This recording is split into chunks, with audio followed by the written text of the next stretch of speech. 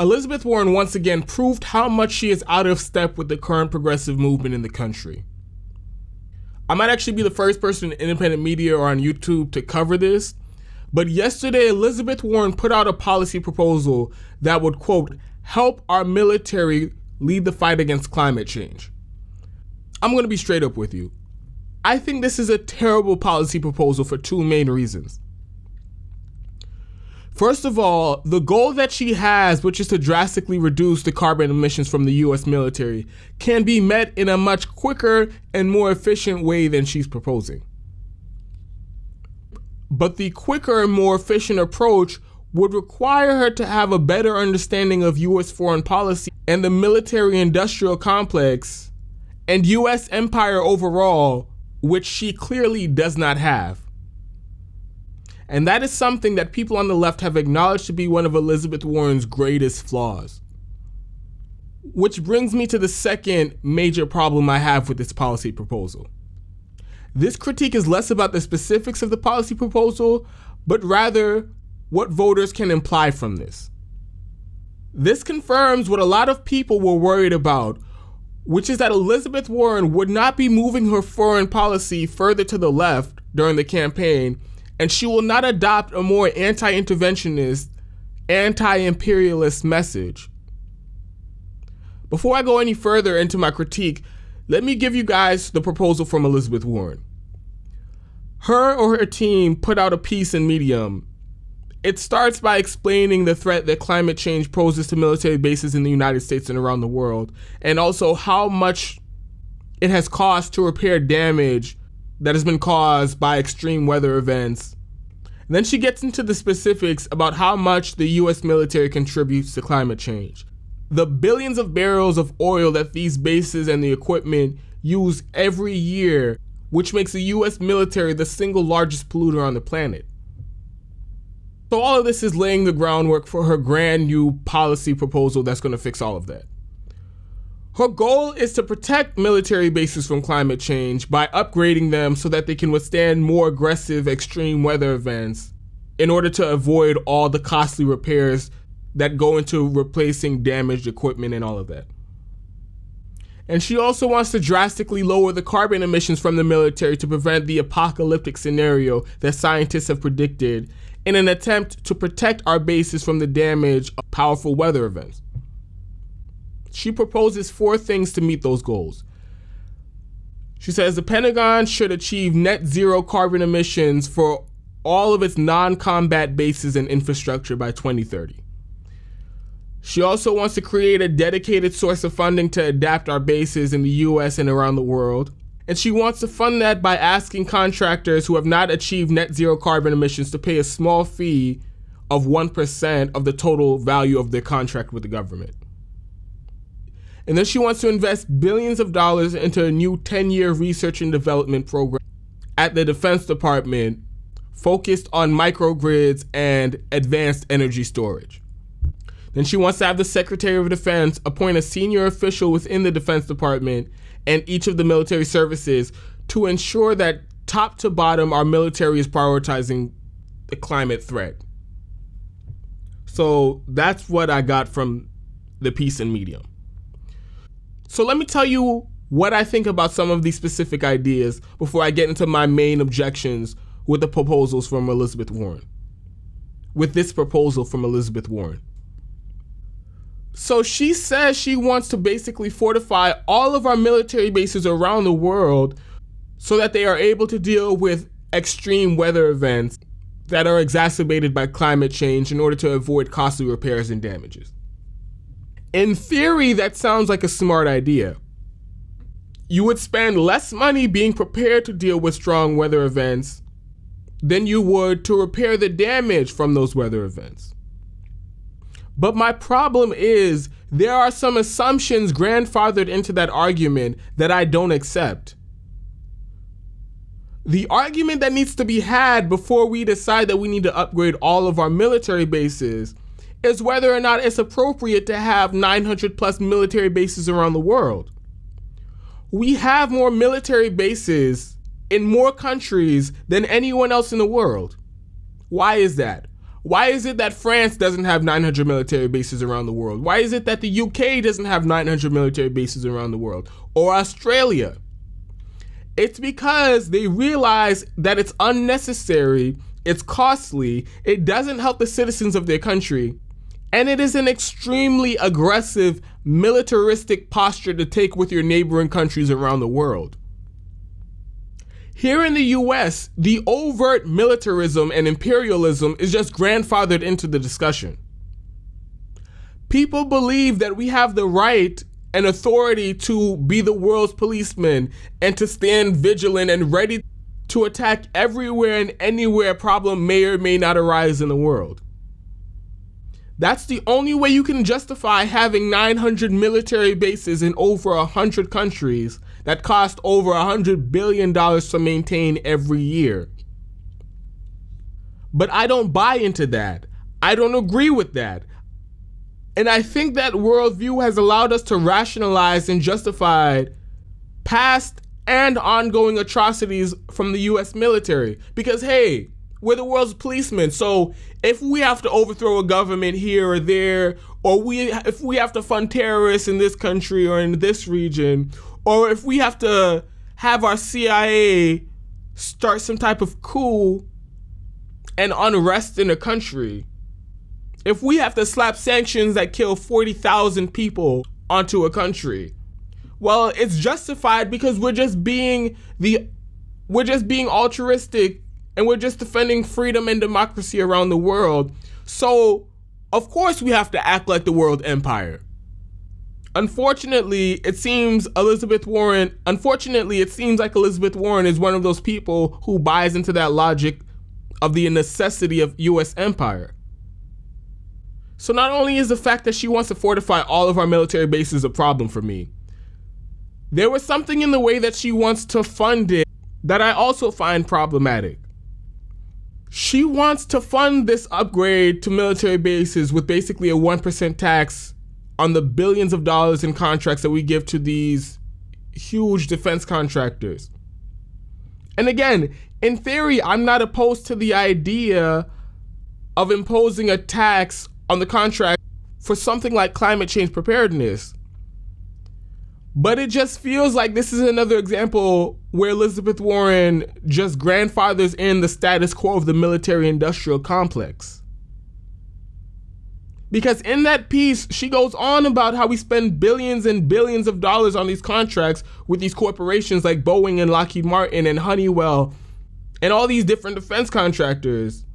But there's no acknowledgement that the absurd amount of money that taxpayers put into these different contracts are a problem to begin with.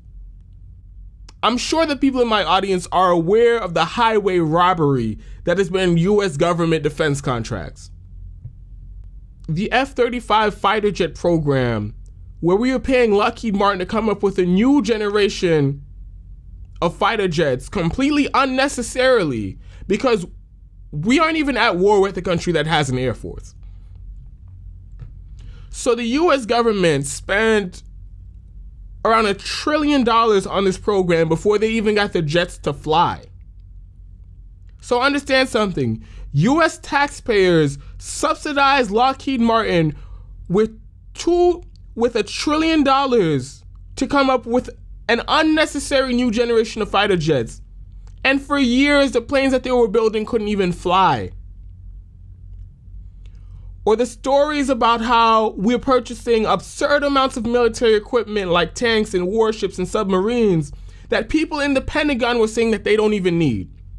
But we did it anyway because the corporations that were making the equipment had already donated to politicians.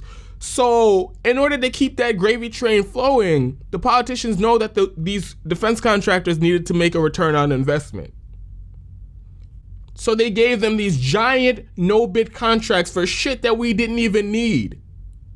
What ends up happening are that there are these giant parking lots full of billions of dollars worth of tanks and military equipment just sitting there not being used at all.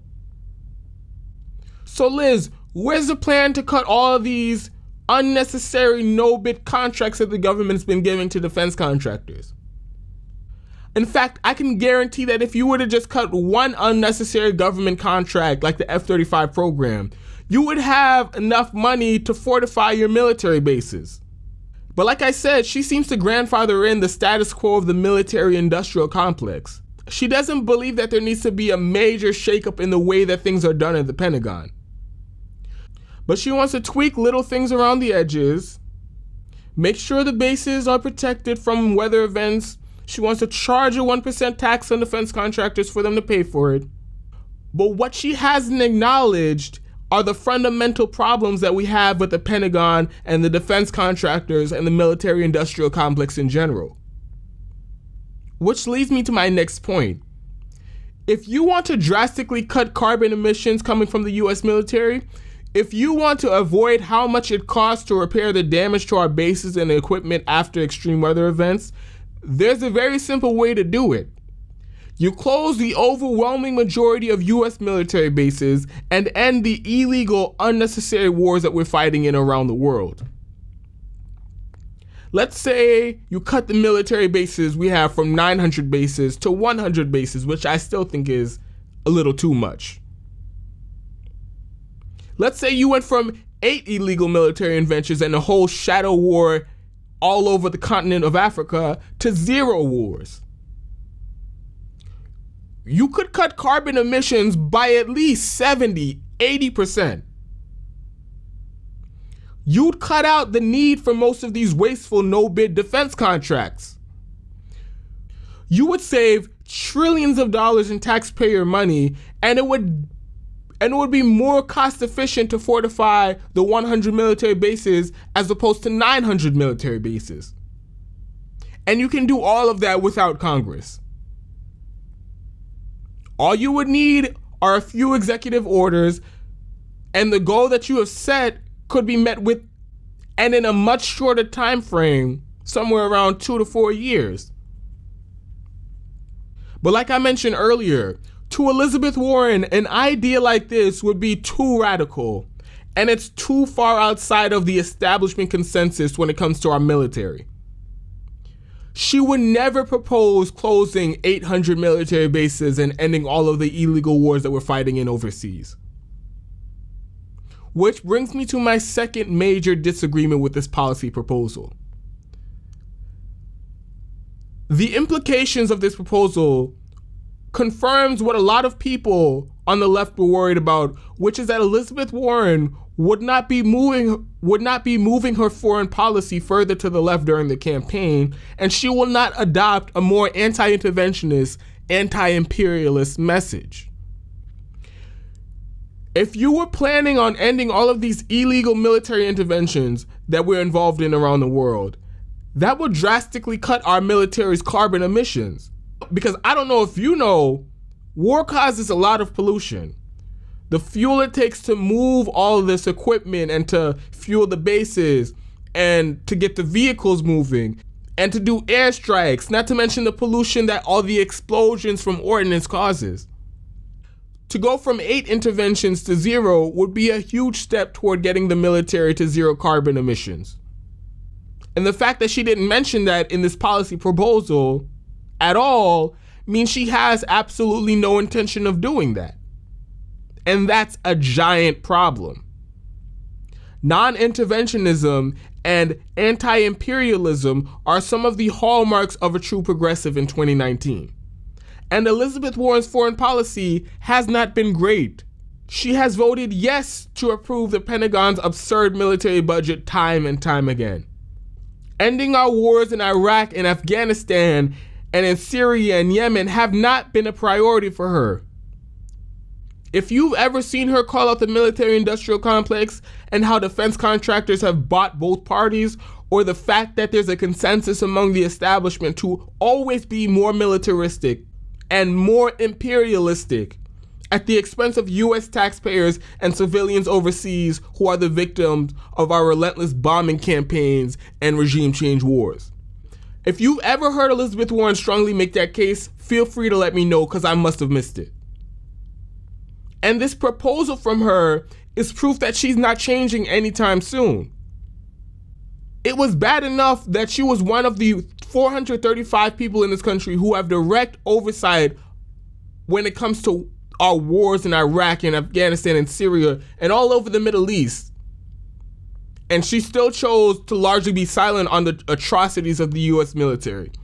But now she's televising that if she would ever be president, she has no intention of standing up to the military-industrial complex.